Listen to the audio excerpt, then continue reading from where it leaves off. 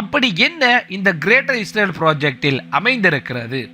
இதை அவர்கள் செய்து முடித்தால் எப்படி அவர்கள் இந்த மத்திய கிழக்கையும் ஏன் முழு உலகையும் கட்டுப்படுத்துவார்கள்? புதிய உலகம், புதிய நாணயம். இஸ்ரேல் பாரசீக வளைகுடாவையும் செங்கடலையும் சுயஸ் கால்வாயையும் மத்திய கிழக்கில் அமைந்திருக்கும் எல்லா ஆயில் ஃபீல்டுகளையும் கேஸ் ஃபீல்டுகளையும் தன்னுடைய கட்டுப்பாட்டிற்குள் கொண்டு வரும். இதுவே கிரேட்டர் இஸ்ரேல் ப்ராஜெக்ட். இந்த வரைபடத்தை கூர்ந்து கவனியுங்கள்.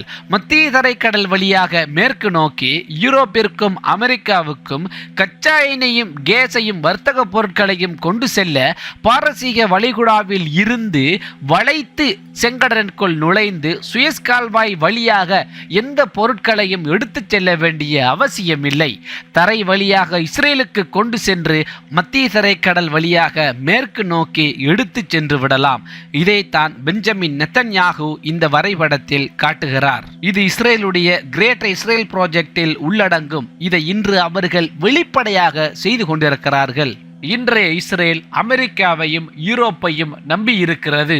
ஆனால் அன்றைய இஸ்ரேலை ஆயில் அண்ட் கேஸும் அதிலிருந்து உருவாக்கப்படும் அனைத்து பொருட்களும் இஸ்ரேலுடைய நாணயத்தில் மாத்திரமே தான் விற்கப்படும். இஸ்ரேலின் அனுமதியின்றி சுயஸ் கால்வாய் வழியாக ஒரு சாதாரண சிறிய படகை கூட உங்களால் ஓட்டிச் செல்ல முடியாது.